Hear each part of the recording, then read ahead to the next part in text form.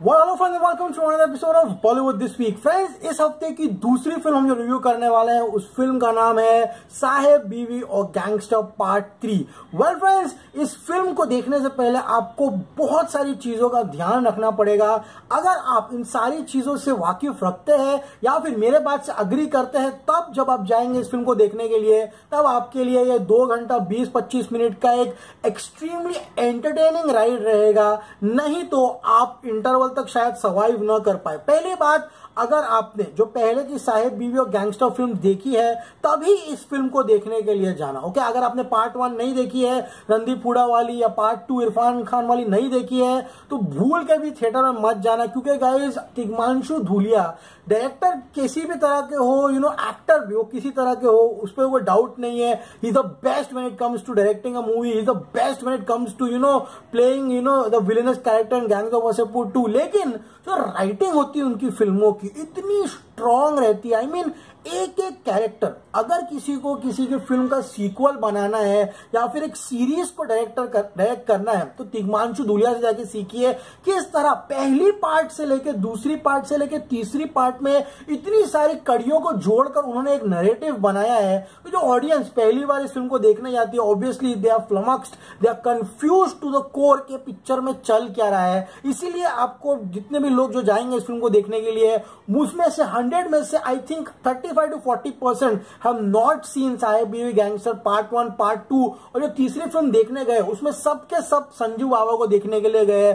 So friends, बात करते हैं कि एग्जैक्टली साहेब बीवी और गैंगस्टर 3 है क्या। तो फ्रेंड्स, ये जो रिव्यू होने वाला है ये एक स्पॉइलर फ्री रिव्यू होगा। इसमें मैं आपको इस फिल्म का सस्पेंस, इस फिल्म का क्लाइमैक्स नहीं बताऊंगा, क्योंकि काफी ब्यूटीफुली शूट किया है तिग्मांशु धूलिया ने।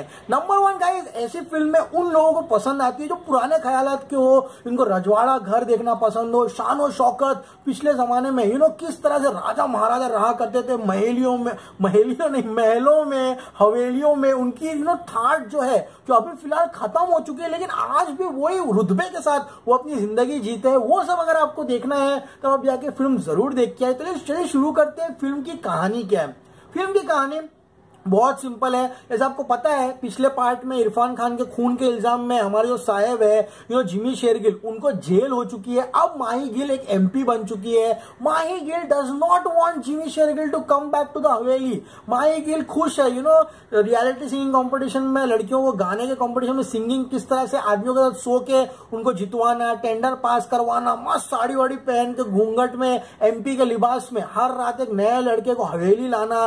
फिल्म एक एडल्ट फिल्म, यस फ्रेंड्स, बच्चों के लिए फिल्म नहीं। लेकिन सेंसर बोर्ड ने इस फिल्म को एडल्ट सर्टिफिकेट क्यों दिया मुझे समझ में नहीं आया। ना इस फिल्म में कोई सेक्स सीन है, सेक्स सीन के नाम पे बस 2-3 खेतों के सीन है, वो आजकल टीवी पे भी आता है। आई मीन, ए सर्टिफिकेट देने की इस फिल्म में कोई जरूरत नहीं थी। तो बस माही गिल नहीं चाहती है कि जिमी शेरगिल वापस आ जाए हवेली में। ऑब्वियसली सोहा अली खान से जिमी शेरगिल की शादी हो गई थी पार्ट 2 में, तो फ्रेंड्स वो भी अभी हवेली में, वो अब एकदम बेवड़ी हो गई है, बेवड़ा पीती रहती है।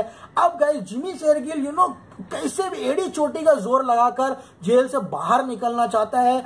ऐसा लगता है तिग्मांशु धूलिया ने 2 फिल्में बनाई है। एक फिल्म जहां पे जिमी शेरगिल, माही गिल और सोहा अली खान, और सोहा अली खान का बाप जो है सरकार पिक्चर में जो विलन बना था रशीद, जाकिर हुसैन, उसका जो कैरेक्टर चलता है, ट्रैक इतना ब्यूटीफुली चलता है। आई मीन, उनमें रंजिश, उनमें शिकवे गिले, माही गिल किस तरह से जिमी शेरगिल को डबल क्रॉस करना चाहती है, जिमी किस तरह से जेल से बाहर आने के लिए शिद्दत मचा रहा है, वो एक ट्रैक इतना ब्यूटीफुली चलता है। लेकिन यहाँ पर पैरेलल में एक स्टोरी चलती है बाबा की। बाबा, ही इज द बाबा। आप बात नहीं मानोगे, 2 घंटा 28-30 मिनट में पहले के 40 मिनट में संजय था ही नहीं। पहले सीन में संजय को दिखाते मस्त, संजय हुडी उड़ी पहन के जाता है मस्त, वो रशियन रूले का जो गेम आता है, वोडका पियो गोली मारो, वोडका पियो गोली मारो, वो खेल खेल के पैसे बनाता है। लंदन में लॉर्ड्स करके क्लब बनाता है। अब वो तिग्मांशु धूलिया का पता नहीं पैसे कम पड़ गए थे, यानी कि जो प्रोड्यूसर है राहुल मित्रा जी, उन्होंने पैसा खर्चा नहीं किया। लंदन का वीएफएक्स पीछे लगा के इतना शैबी लग रहा है। एक लोकल फिल्म सिटी में शूट किया उन्होंने film. Sanjay is owner of a very big club obviously in London. वो अपने परिवार से खुश नहीं है। उनका अफेयर चल रहा है चित्रांगना सिंह के साथ, जो कि यहाँ पर एक नाचने वाली है कोठे में। Chitrangana Singh is looking super sizzling, she looking absolutely amazing. मैं उनका हमेशा से फैन रहा हूँ, इतनी एज होने के बाद भी she looks gorgeous on screen. दोनों स्काइप पे बातें करते रहते हैं। अब यहाँ पे जिमी शेरगिल को जेल से बाहर निकलना है, माही गिल उनको जेल से बाहर निकलने देती नहीं। संजय दत्त चाहते हैं वो इंडिया आ जाए, और ऐसा क्या होता है जिसके वजह से जिमी शेरगिल बाहर आ जाते हैं? ऐसा क्या षड्यंत्र संजय दत्त लंदन में रचते हैं जिसके वजह से दोनों का मुकाबला आमने सामने आ जाते हैं उन लोग यहाँ पे इंडिया में? यही है कहानी फिल्म साहेब बीवी गैंगस्टर 3 की। क्या माही गिल खुश है जिमी शेरगिल के बाहर आने से? इसके लिए आपको देखनी पड़ेगी ये फिल्म। अब फिल्म के नेगेटिव पॉइंट पे आते हैं। नंबर 1, इस फिल्म का जो प्रोडक्शन डिजाइन जीरो, जो आर्ट डायरेक्टर उसने जीरो कष्ट लिया है। महेली क्यों बोल रहा हूं, ये महल जितने भी हवेलियां हैं सब बने बनाई मिल गई। इतना पुअर इसका प्रोडक्शन डिजाइन है कि राजस्थान के कमिश्नर की गाड़ी एक बावाजी पारसी का स्टिकर लगाया उस पर। राजस्थान में बावाजी पारसी लोग मुंबई में नहीं है, वो राजस्थान में कहां से मिलेंगे तुमको? चलो बहरहाल उसको भी साइड में रख दो। नंबर 2, वीएफएक्स इतना गंदा है। डिस्को के बाहर गाड़ियां आती है, खुला दिख रहा है, पीछे क्रोमा में लंदन दिखाया गया है, लंदन की सड़कें, ऐसा लग रहा है स्टॉक फुटेज यूज किया गया इनको शूट करने के लिए, बहुत खराब है। नंबर 3, फिल्म में संजय दत्त का कैरेक्टर इतना खराब तरीके से पिक्चराइज किया। Sanjay Dutt is not in his full force, ढले हुए लग रहे, ढसे हुए लग रहे, कमजोर लग रहे हैं। उनको डायलॉग्स भी नहीं दिए, उनका कैरेक्टर सबसे कमजोर तरीके से लिखा गया है इस फिल्म में। अगर मैं संजय दत्त के कैरेक्टर को इस फिल्म से निकाल दूं 1 घंटे की, then it's a perfect crime movie. जिस तरह से अब बात करते हैं प्लस पॉइंट्स पे, माही गिल, जिमी शेरगिल के सीन्स इतना मजा आती है, ऑडियंस सीटियां तालियां मारती है उनके डायलॉग्स के बीच में। जिमी शेरगिल है साहब, superb, splendid job. Mahie Gill is looking super sizzling in the movie, धमाका परफॉर्मेंस दिया है। चित्रांगना सिंह अनफॉर्चुनेटली एक डांस करने के अलावा उन्होंने कुछ नहीं किया, but she looks gorgeous.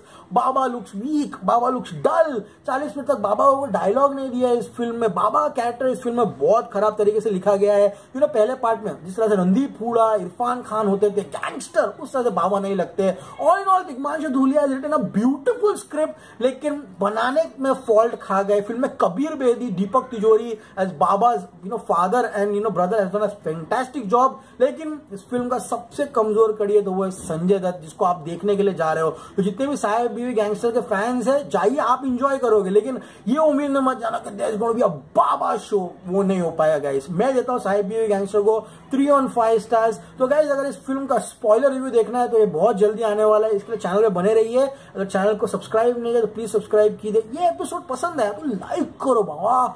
It's me, Aman Sai, signing off. You're going to see me very soon. Till then, as I always say, stay cool, man.